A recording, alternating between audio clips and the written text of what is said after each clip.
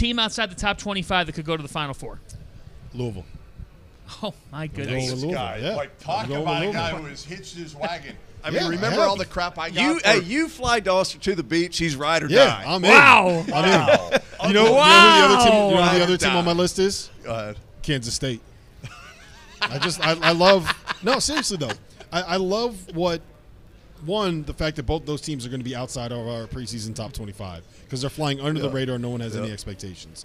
Louisville, I already talked about. Takes a deuce on Rutgers. Dagan's laughing, by the Jumps way. on I've already talked- Kansas but here's the State, thing. Louisville. Here's the thing with Kansas State, right? Go back and look at the team that Tang had in 2022 when they made that run to the Elite Eight. He had a dynamic, small lead guard, and he had a combo forward that you could put out there and win a matchup one-on-one and do a bunch of different things with Keontae Johnson and Marquise Noel. And I think, in theory, he has that this year. Whether that will come to fruition is a different story. But if you get the best Coleman Hawkins and you get Doug McDaniel, who, by the way, Goodman can attest to this, has been really, really good for them. And I think that was the biggest step is to get a point guard that can be your point guard. Now the question is, point guard that will be your point Coleman guard. Well, yeah, that can be your point guard instead of Tyler Perry was good, but he was not good enough to be able to do the same thing. I think Doug will be. I know you love Doug too. And then Coleman Hawkins, if he can live up to kind of the high, there's a weight that comes with being the guy that is thought to be the highest paid player in college basketball. But I think if they get there, if it all works, the talent is there for Kansas State to be able to make a run. Wow.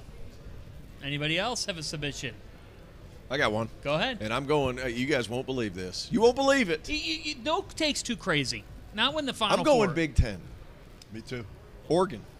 Ooh, interesting. I would argue they're a top 25 team, but go ahead. Yeah. They're not according to the Field of 68 top 25. And I figured that's what we were going with. So Go I'm ahead. going to stick with that. Tell me why. Good job. Way to stay on brand, man. Boom. Jackson Shellstead, I think he's one of the better point guards in the country that nobody really knows about. I think he's absolutely terrific. You look up and down their roster, a lot of talent, a lot of NBA potential, quite frankly, guys. I mean, like, Kwame Evans is a good player, over 7 points a game as a freshman. I feel like he figures it out a little bit more. They have pieces, and Oregon is always talented. Maybe this could be the Dana Altman revenge tour in a new league where I think the Big Ten might have to adjust to Oregon more so than Oregon adjusting to the Big Ten, just because of the sheer amount of talent.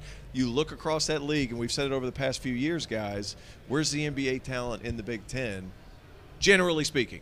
Yeah. Obviously, we're going to have blips of guys that pop up here and there.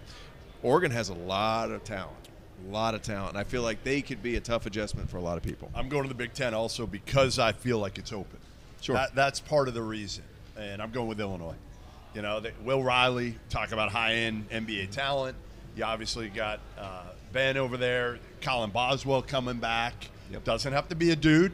Can be kind of a supplementary ball handler in a way because they got the foreign kid, Casper's coming in. So, I don't know. I mean, when you bring off the bench now Ty Rodgers and Kerry Booth, that's a pretty good team. It's a pretty good team. They're kind of what they were last year, where it's just the ceiling. If it all works, like Illinois is going to be a problem, but there's a lot of ifs in that conversation. Yeah. So, Matt McCall, top 25 team outside the top 25. Who you think can make the Final Four? I'm going to pick the team that Rob said there's a little bit of pressure on their coach, and I'm going to say Steve Pikiell. With the talent that's coming in there, wow. And I think that they're only going to get better. They're not going to be where they are in November, in March. If those two guys can grow and develop and continue to get better, the talent is there. They can make a run and get to the Final Four, no question about it. Wow. Could you imagine the rack? Have you been to the rack? I'm going to go super. I'm just going to go out of the box here. I wanted to pick one. No, it's not St. John's. It's not. No. Although I think they're going to make the tournament. There's a bit of a warm take. Okay. I am going to go. I'm going to set the internet on fire, and they're going to like me in Lubbock. Ooh. Grant McCasland has a talented Texas Tech team. The pieces do have to come together, but JT Toppin could spring on the scene there. He is a really good player. Elijah Hawkins, Chance McMillan, Federico at the 5, Darren Williams. You kind of like what you're seeing out of the Red Raiders. No, I do. Maybe they go on a run.